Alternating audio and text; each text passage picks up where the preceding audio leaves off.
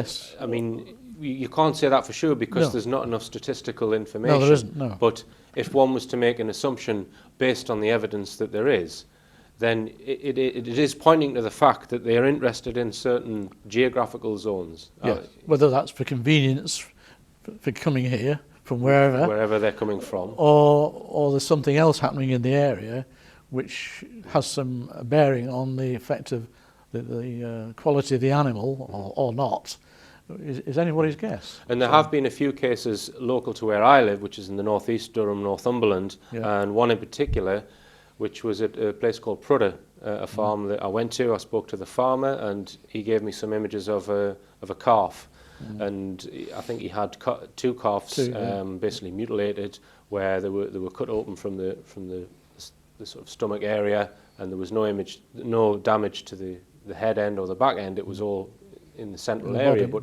everything had been removed and it was put down as a black cat in the in the local press. Yeah, yeah. Common excuse, as you might say. Yeah. A common excuse. Yeah, and that again is quite close to, geographically to the Whittenstall. To Whittenstall, yes. Mm-hmm. So because of that, I'm aware that there's possibly activity going on in the region where I live. What I did, I produced 50 DVD copies of Silent Killers, and I went to a farming event, basically at the Hexham cattle mart, and I handed it out to 50 farmers who farm in the Hexham region. Yes. And this is when some of the farmers were saying, "Oh well, that's actually a badger. A badger's done that injury. The jaw strip is done by a badger." Yeah. Now, why would a badger nibble away the side of the skin on a sheep? It doesn't make any sense. No. But like you say, they have to put it down to something, which is.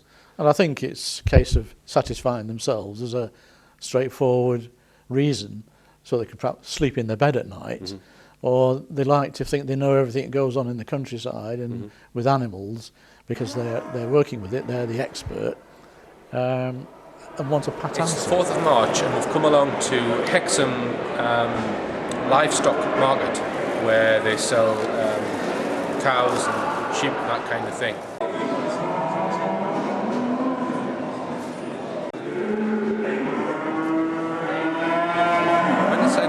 I thought there were going to be little things like that. We're at a once-a-year event here where young farmers I think they're given grants to purchase a calf sort of 6 months ago, last year, and what they have to do is suckle the calf through the winter and grow it as much as they can, and then they then sell the calves, and the young farmer that actually makes the most money on the calf wins the competition.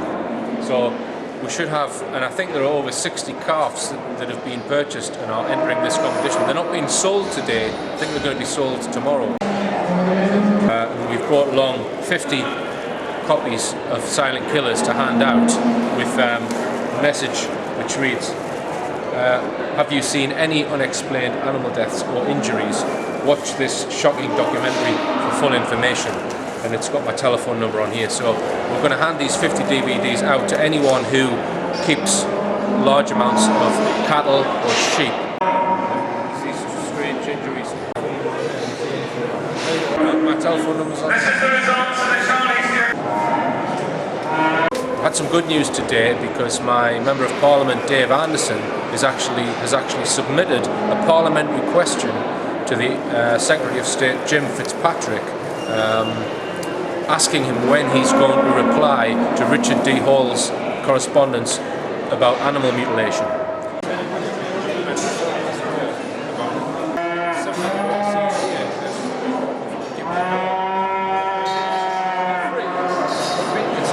My telephone number's on. Okay, right, I've handed out all 50 DVDs of Silent Killers, and it was okay until about the last 5, where I tried to give a copy to the secretary, but I didn't know it was the secretary, and he was asking all these questions: who was backing me, etc., etc., etc. And I should have asked his permission to give people DVDs. So anyway, he let me hand out the remaining ones that I had. So we're going to go to the pub because I'm bloody freezing.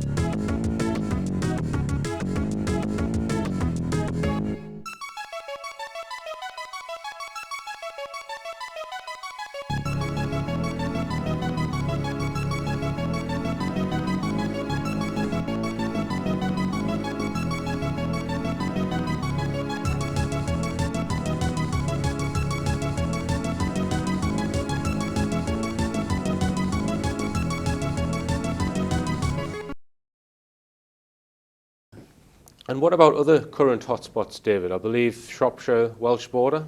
Yes, well, the APFU team, that's mainly Phil and Mike, they've got a name called Operation Corridor, but the corridor's got a bit bigger. Right. And they're finding, Phil has laboriously flogged around farms, knocking on doors for a long time, and hitting a few jackpots, and they're finding farms with incidents, and actually UFOs, strange things in the sky, and other strange experiences. So they're really, really occupied.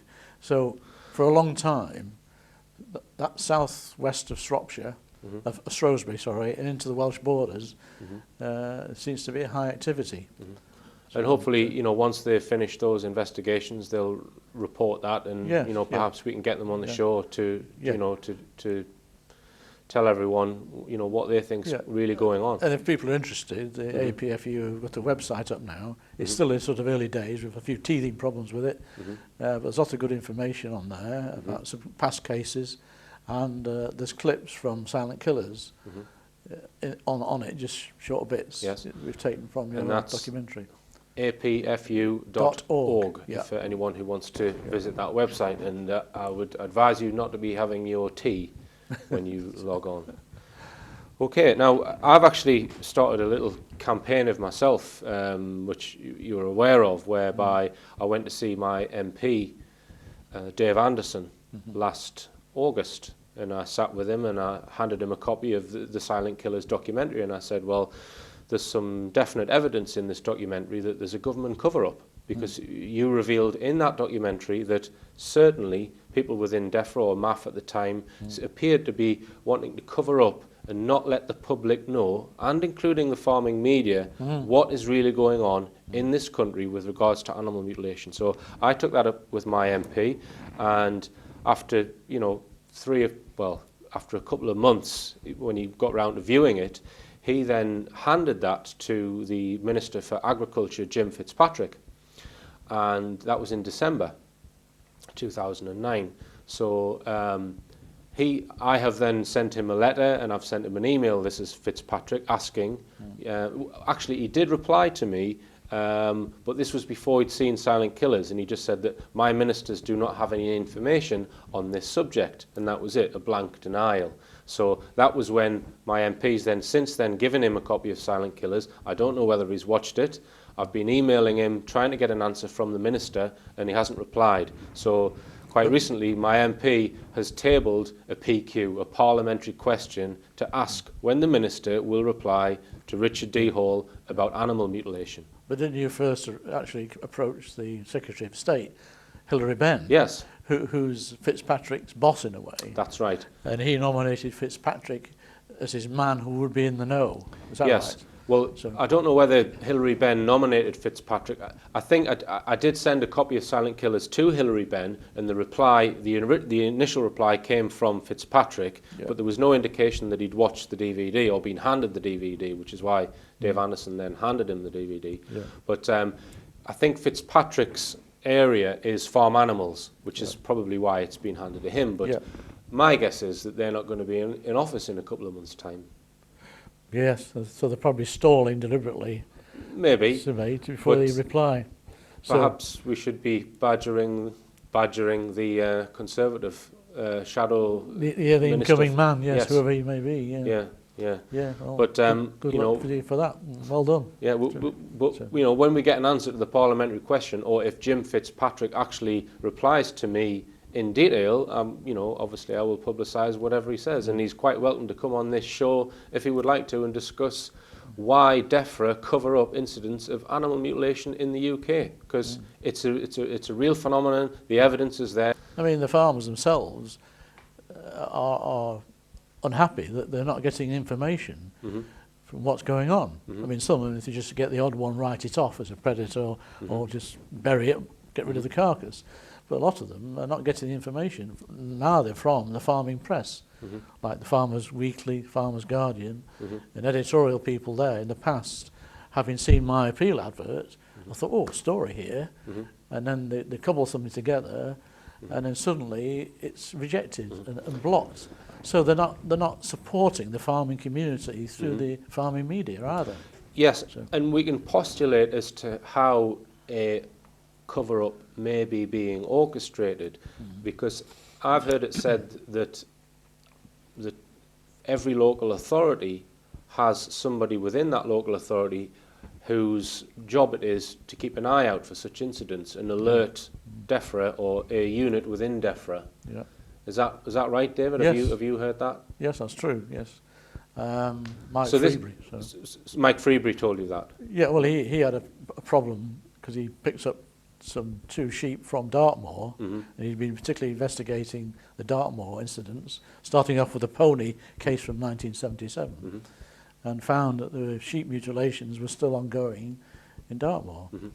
And he removed 2 sheep to a veterinary practice near his home in the West Midlands, and all of a sudden they must have been listening to his mobile phone calls, and instructions came from the health authorities, whatever, to the veterinary practice to not provide any more assistance to Mr. Freebury and the APFU. So they're keeping an eye on us, what we're doing, and trying to impede our work, Yes. if you like. And it is quite possible that Jim Fitzpatrick, the Minister for Farm Animals, does have no knowledge of this. Yes, I think the whole business is kept in small compartments. And it's the old need-to-know thing again. And I suspect DEFRA have special units to deal with it. So the body of most of the employees within DEFRA won't have a clue what it's all about. Yes. And I think that's the safest way to play it. That's probably what they're doing. Yeah. And you think there's, I mean, nobody really knows, but do you think the intelligence agencies would be involved in that? I mean, there's no hard evidence of it, though, is there? No, but for I that, suspect there would be. Yeah. Someone's pulling strings, and I think the people who are directing all this in America, and the American intelligence agencies have some clout and influence on our UK intelligence agencies and our organisations like DEFRA. Okay. To keep the lid on all this as best as they can. I think that's the objective. And anyone who's witnessed anything, either in the past or recently, we'd love to know about it, because there's a campaign to collect new evidence for this particular phenomenon, isn't there, David? Yeah, definitely, yeah. Okay, right. Well, we're going to go for another commercial break now, so we'll be back soon. Welcome back on board the Starship, and I'm talking with David Cayton, who has researched the animal mutilation phenomenon for many years. And we mentioned in the first part, David, that possibly this phenomenon extends to human beings.